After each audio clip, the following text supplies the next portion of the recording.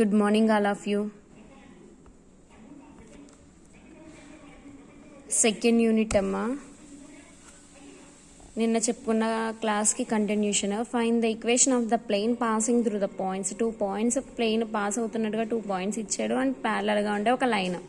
ప్లేన్కి ప్యారలల్గా ఉండే line equation ఇచ్చారు. లైన్ ఈక్వేషన్ ఎలా ఉంది? ఇది సిమెట్రికల్ ఫామ్లో ఉంది. ఒకసారి అబ్జర్వ్ చేసిన దాన్ని సిమెట్రికల్ ఫామ్లో ఎలా రాసుకుంటామో ముందు ప్రాబ్లమ్స్ తెలుస్తుంది. గివెన్ పాయింట్స్ 2 పాయింట్స్ ఇచ్చారు. 2 పాయింట్స్ ఏ బి కింద రాసుకున్నాం.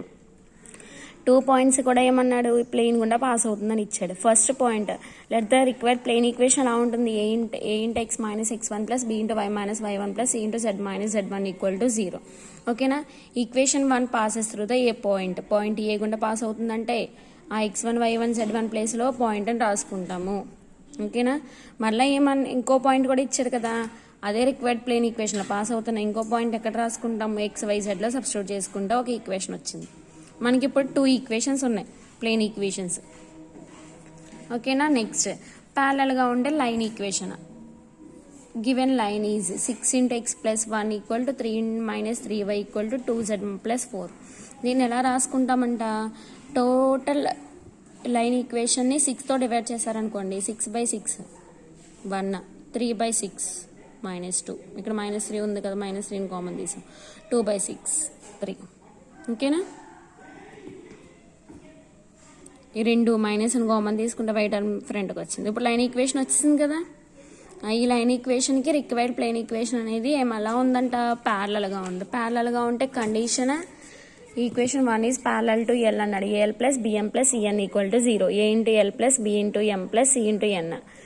ఎల్ఎంఎన్ అంటే లైన్ యొక్క డిఆర్స్ తీసుకుంటాం. ఏబిసిలు అంటే ప్లేన్ యొక్క డిఆర్స్ తీసుకుంటే దానికి ఒక లైన్ ఈక్వేషన్ ప్లేన్ ఈక్వేషన్ వచ్చింది. అదే ప్యారలల్ టు ద లైన్. అప్పుడు ఈ కండిషన్ ద్వారా తీసుకుంటే ఒక ఏబీసీలో ఒక ఈక్వేషన్ వచ్చింది. ఇప్పుడు మనకు వచ్చిన 3 ఈక్వేషన్స్ని బేస్ చేసుకుని సెకండ్ది, థర్డ్ది, ఫోర్త్ది 3 ఈక్వేషన్స్ని బేస్ చేసుకుని ఎలిమినేటింగ్ ఏబీసీ.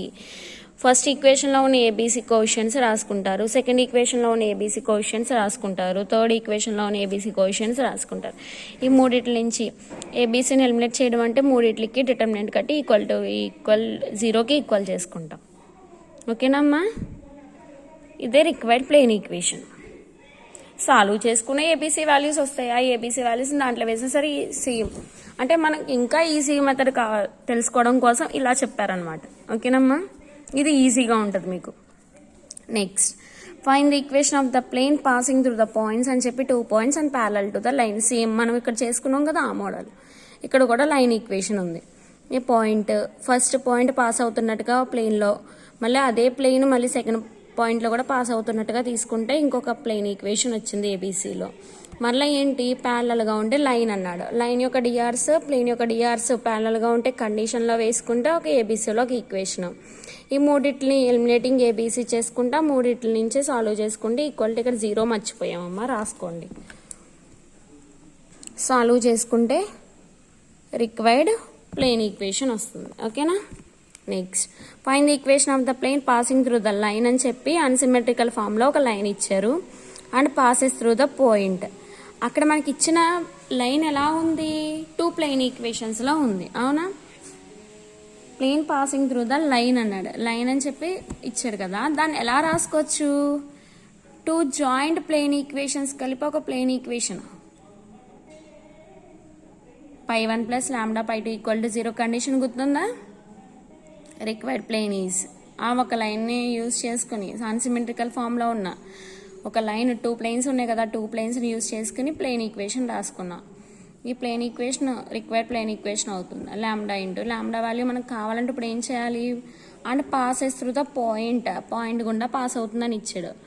దీంట్లో పాయింట్ని పాస్ అవుతున్నట్టుగా తీసుకుంటే లాంబ్డా వాల్యూ వస్తుంది. లాంబ్డా వాల్యూ తీసుకెళ్ళి required plane equation π1 plus lambda π2 equal to 0 substitute చేసుకుంటే రిక్వైర్డ్ ప్లేన్ ఈక్వేషన్ వస్తుంది. ఓకేనా? సేమ్ అనంతర question.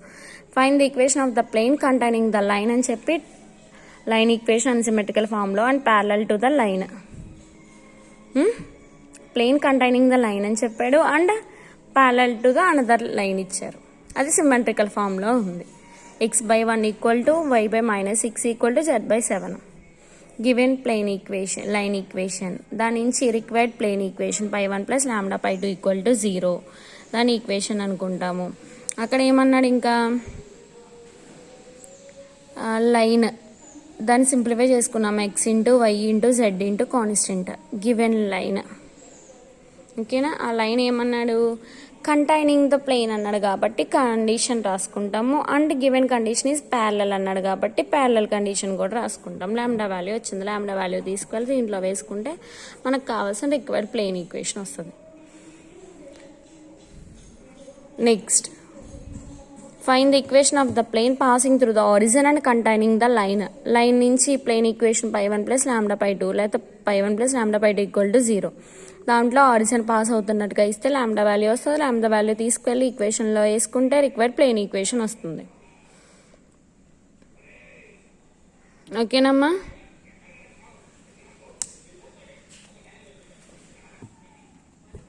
Find the equation of the plane containing the line అని చెప్పి లైన్ ఈక్వేషన్ సిమెట్రికల్ ఫామ్లో ఉన్నది ఇచ్చారు. వెన్ ద పాయింట్ అని చెప్పి point also show that the line lies on in the same plane. ఈ లైన్ అనేది lies in the same plane, అదే ప్లేన్లో సేమ్ మనం ఫైండ్ అవుట్ చేసే ప్లేన్ ఈక్వేషన్లో లైస్ అయి ఉంటుందని చూపించమన్నాడు. గివెన్ లైన్ ఈజ్, మనకి ఇచ్చిన లైన్ ఈక్వేషన్ పాయింట్ రాసుకుంటాము. Equation of the plane containing the line 1 can be taken as, ఎలా రాసుకుంటాం దీని నుంచి a × x + 1 + b × y - 3 + c × z + 2 = 0. ఆ పాయింట్ ఏ పాయింట్ 0, 7 - 7 పాయింట్ పాస్ అవుతున్నట్టుగా ఇచ్చారు. వెన్ దట్ పాయింట్ 0, 7 - 7 ఆ పాయింట్ వేసుకుంటే ఏబీసీలో ఒక ఈక్వేషన్ వచ్చింది. మళ్ళీ ఏమన్నాడు plane containing the line condition ఉంది కదా, ఏఎల్ + బిఎం + సిఎన్ = 0 అది వేసుకుంటాము. ఈ మూడిటి నుంచి ఎలిమినేట్ చేసుకుంటే ప్లేన్ ఈక్వేషన్ వస్తుంది. ఇంకోటి ఏమని చూపించమన్నాడు lies in the same plane మీద లైస్ ఉందని చూపించమన్నాడు. గివెన్ లైన్ తీసుకుంటాం. So that the lies in the plane 5, ఈ ప్లేన్లో లైన్ అనేది lies in plane containing the line అని చూపించమన్నాడు. అంటే కండిషన్స్ మనకు ఉన్నాయి కదా 2 కండిషన్స్, ఆ 2 కండిషన్స్ సాటిస్ఫై అవ్వాలి. =0 ఒకటి, x1 + by1 + c1z + d = 0 ఒకటి. 2 కండిషన్స్ సాటిస్ఫై చేస్తుంది కాబట్టి line lies in the same plane. ఓకేనమ్మా. Next, find the equation to the plane passing through the line and parallel to the line. ఇది formula లేము, ఇది అక్కర్లేదు. Next topic coplanarity of lines. Coplanarity of lines. L1, L2 are lines whose equations are L1, L2 2 lines ఉన్నాయి. ఆ 2 lines కూడా ఒకే plane మీద ఉన్నాయని చెప్పడానికి ఈ కండిషన్ సాటిస్ఫై అవ్వాలి. ఓకేనా. మరలా L1 is parallel to L2, 2 lines కూడా ప్యారలల్గా ఉన్నాయంటే ఈ కండిషన్ సాటిస్ఫై అయితే 2 lines ప్యారలల్గా ఉన్నాయని చెప్పొచ్చు. మళ్ళా ప్లేన్ కంటైనింగ్ ద లైన్, ఒక ప్లేన్ అనేది 2 planes, ఆ 2 lines కూడా ప్లేన్ కంటైనింగ్ ద 2 lines అయితే సేమ్ కండిషన్, ప్యారలల్ కండిషన్, ఇది సేమ్ కండిషన్ అమ్మ. ఓకేనా. నెక్స్ట్ ఇంకో కండిషన్ చూడండి. ఇఫ్ ద లైన్స్ ఒకటి symmetrical form, another line unsymmetrical ఫామ్లో ఉండి 2 lines కోప్లానర్ అని చూపించమంటే ఈ formula a1 alpha + b1 beta + c1 gamma + d1/a1l + b1m + c1n = a2 alpha + b2 beta + c2 gamma + d2/a2l + b2m + c2n. ఓకేనా. ఏంటి ఒక లైన్ 2 lines, ఆ 2 linesలో ఒకటి సిమెట్రికల్ ఫాము, ఒకటి అన్సిమెట్రికల్ ఫామ్లో ఉన్నప్పుడు 2 lines కూడా ఒకే ప్లేన్ మీద ఉన్నాయంటే ఈ కండిషన్ సాటిస్ఫై అవ్వాలి. Next, condition for the lines in unsymmetrical form. 2 lines unsymmetrical ఫామ్లో ఉండి కోప్లానర్ అవ్వాలంటే కండిషన్ డిటర్మినెంట్ వాల్యూ 0 అవ్వాలి. దీని యొక్క డిటర్మినెంట్ వాల్యూ అంట a1 b1 c1 d1, a2 b2 c2 d2, a3 b3 c3 d3, a4 b4 c4 d4 = 0. ఓకేనా. ఇక్కడ 4/4 matrix అమ్మ, 3/3 మ్యాట్రిక్స్ అయితే మనం చేసేసుకుంటాం. డిటర్మినెంట్ వాల్యూ ఫైండ్ అవుట్ చేసి 0కి ఈక్వల్ అవుతుందో లేదో చెక్ చేసుకుంటాం. ఇది 4/4 మ్యాట్రిక్స్ ఉంటే ఏం చేయాలి, మనం నేర్చుకున్నాం మ్యాట్రిక్స్లో ఫస్ట్ ఇయర్ మ్యాట్రిక్స్లో నేర్చుకుంటాం. ర్యాంక్ ఫైండ్ అవుట్ చేస్తాం కదా, అంటే కండిషన్ డిటర్మినెంట్ కండిషన్స్లో ఏంటి కండిషన్స్, అది ఎప్పుడు జీరో అవుతుందంట, ఎనీ రో ఆర్ కాలం, ఎనీ వన్ రో ఆర్ కాలం ఆల్ వాల్యూస్ జీరోకి ఈక్వల్ అయితే, ఈచ్ వాల్యూ జీరోకి ఈక్వల్ అయితే, ఒక రో అయినా ఒక కాలం అయినా ఈచ్ వాల్యూ జీరోకి ఈక్వల్ అయితే దాని యొక్క డిటర్మినెంట్ వాల్యూ జీరో అవుతుంది. అంటే ఫస్ట్ దాన్ని ఏం చేయాలి, ఎలిమెంటరీ ట్రాన్స్ఫర్మేషన్స్ యూజ్ చేసుకుని, రో ఆపరేషన్స్ కాలం ఆపరేషన్స్ యూజ్ చేసుకుని డిటర్మినెంట్ వాల్యూ జీరో అవుతుందో లేదో చెక్ చేసుకుంటారు. ఓకేనా, అందులో ఫస్ట్ ప్రాబ్లం షో దట్ ఒకసారి ఈ కండిషన్స్ చదువుకోండి అమ్మా. First problem show that the lines అని చెప్పి 2 లైన్స్ ఇచ్చారు. Intersect also find the point of intersection and the plane containing the lines. ఆ 2 లైన్స్ కూడా ఇంటర్సెక్ట్ అవుతున్నాయని ఇచ్చి, ఇంటర్సెక్ట్ అవుతున్నాయని చూపించమన్నాడు. Also find the point of intersection find out చేయాలి. And the plane containing the lines అంటే 2 planes ఒక plane మీద, ఆ 2 లైన్స్ ఒక ప్లేన్ మీద ఉన్నాయని చూపించాలి. ఆ 2 లైన్స్ రాసుకుంటారు. Point of intersection find out చేయమంటే ఏంటి, ఇంటర్సెక్ట్ అవుతున్నాయో లేదో చెక్ చేయాలి. ఫస్ట్ ఎక్కడ ఇంటర్సెక్ట్ అవుతున్నాయో ఆ పాయింట్ని పాయింట్ ఆఫ్ ఇంటర్సెక్షన్ అంటాం. అవునా, అంటే ఆ 2 ఫస్ట్ ఇంటర్సెక్ట్ అవుతున్నాయని తీసుకుంటే ఎలా ఉంటాయి, ఆ 2 పాయింట్స్ కూడా ఈక్వల్గా ఉంటాయి. అవునా, ఆ ఫస్ట్ పాయింట్ చూడండి, ఫస్ట్ లైన్ నుంచి ఒక point be any point on 1, ముందు ఎస్ అని, దీన్ని ఎస్ అనుకుంటాము, దాని నుంచి వచ్చిన పాయింట్ పి, దీన్ని టీ అనుకుంటాం, దీని నుంచి వచ్చిన point Q. Be any point on 1, 2. ఓకేనా, పి అనేది ఎనీ పాయింట్ ఆఫ్ 1, క్యూ అనేది ఎనీ పాయింట్ ఆఫ్ 2 అని తీసుకుంటాము. ఇప్పుడు పీక్యూ పాయింట్ ఈక్వల్ చేస్తేనే కదా ఇంటర్సెక్టింగ్ పాయింట్ అవునో కదా తెలుస్తుంది. పీక్యూ పాయింట్ని ఈక్వల్ చేసుకుంటాం. పి ఈక్వల్ టు క్యూ చేసుకుంటే 3 ఈక్వేషన్స్ వస్తాయి. ఆ 3 ఈక్వేషన్స్ని సాల్వ్ చేసుకుంటే ఎనీ 2 ఈక్వేషన్స్ సాల్వ్ చేసుకున్న టీఎస్ వాల్యూస్ వస్తాయి. టీఎస్ వాల్యూస్ వచ్చాక ఆ టీఎస్ వాల్యూస్ దీంట్లో సబ్స్టిట్యూట్ చేసుకుంటే P value Q point, P point Q point వస్తుంది.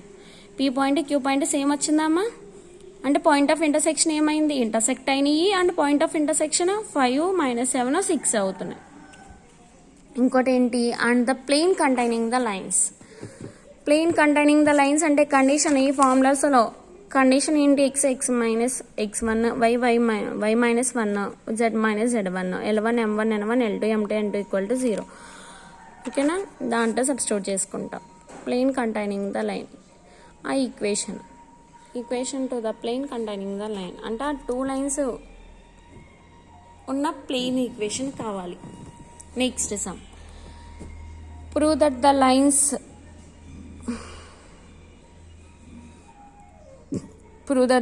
are coplanar and find the equation of the plane in which they are.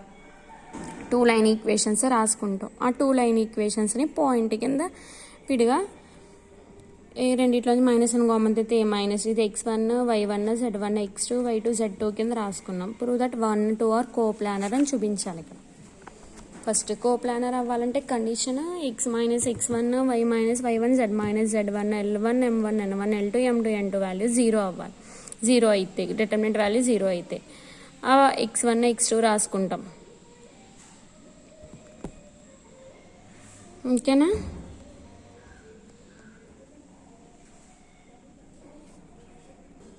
x1 x2 values రాసుకుంటాము. అక్కడ ఏం చేసాము, C1 - C2 కాలం operation చేసుకున్నాము. Values వచ్చినాయి, ఇది వచ్చింది.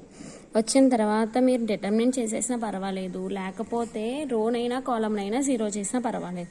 ఇక్కడ ఒకసారి అబ్జర్వ్ చేయండి అమ్మా, మళ్ళీ C1 - C2 చేశారనుకోండి, ప్లస్ C1 + C2 చేశారనుకోండి, నెక్స్ట్ కాలం ఆపరేషన్ C1 + C2. అప్పుడు ఏమవుతుంది, C1 + C3 అమ్మ, C - D + D - C plus C - C plus D - D cancel అయిపోతుంది. -S + S క్యాన్సిల్ అయిపోతుంది. మైనస్ గామా ప్లస్ క్యాన్సిల్ అయిపోతుంది. అవునా, అంటే ఈ కాలం ఫస్ట్ కాలం అంతా 0 అయిపోయింది అక్కడ. అప్పుడు దాని యొక్క డిటర్మినెంట్ వాల్యూ 0. అలా చేసిన పర్లేదు, లేకపోతే ఇలా డైరెక్ట్గా డెట్ సింప్లిఫికేషన్ చేసినా పర్వాలేదు, మల్టిప్లై చేసి. ఇప్పుడు ఈక్వేషన్ 1 and 2 ఆర్ కోప్లానర్ వచ్చింది. నెక్స్ట్ ఏం ఫైండ్ అవుట్ చేయమన్నాడు, find the equation of the plane in which they lie. ఆ 2 కూడా ప్లేన్ ఈక్వేషన్లో. ఒకే ప్లేన్ మీద ఉంటాయి కాబట్టి ఆ ప్లేన్ ఈక్వేషన్ ఏంటో ఫైండ్ అవుట్ చేయమన్నాడు. ప్లేన్ ఈక్వేషన్ ఫైండ్ అవుట్ చేయాలంటే కండిషన్ ఉంది కదా, x minus x1 y minus y1 z minus z1 దాంట్లో వేసుకుని సింప్లిఫై చేస్తారు. ఓకేనా. Next prove that the lines 2 lines are coplanar అని చూపించమన్నాడు. Also find their point of intersection and plane containing the lines. మనం ఇక్కడ వేరియబుల్స్లో చేసుకున్నాం, ఇక్కడ వాల్యూస్లో. ఫస్ట్ కోప్లానర్ కండిషన్ 0 వస్తుంది. నెక్స్ట్ ప్లేన్ ఏమన్నారు, గివెన్ లైన్స్ ఆర్ కోప్లానర్ అన్నారు కాబట్టి రాసుకుంటాము. ఇంకేమన్నా ఆన్సర్ పాయింట్ ఆఫ్ ఇంటర్సెక్షన్, ఆ 2 పాయింట్స్ నుంచి కూడా 2 లైన్స్ నుంచి పాయింట్ రాసుకుంటాం. ఒక దాన్ని ఎస్ అనుకుంటాం, క్యూ దానికి టీ అని తీసుకుంటే P is the any point of 1, Q is any point of 2. Intersection అన్నారు కాబట్టి ఆ పీని క్యూని ఈక్వల్ చేసుకుని 3 ఈక్వేషన్స్ వస్తాయి. ఆ 3 ఈక్వేషన్స్ ఎనీ 2 ఈక్వేషన్స్ సాల్వ్ చేసుకున్న ఎస్టీ వాల్యూస్ వస్తాయి. S t value substituting in P and క్యూలో వేసుకుంటే ఆ ఇంటర్సెక్టింగ్ పాయింట్ వస్తుంది. ఆ ఇంటర్సెక్టింగ్ పాయింట్ పీక్యూ కూడా ఈక్వల్ వస్తే అది ఇంటర్సెక్టింగ్ పాయింట్ అవుతుంది. Intersecting point plane containing the lines is, మళ్ళీ అనదర్ క్వశ్చన్ ఏమన్నాడు, plane containing the lines equation find out చేస్తారు. ఓకేనా, అర్థమైంది కదమ్మా. Thank you all of you.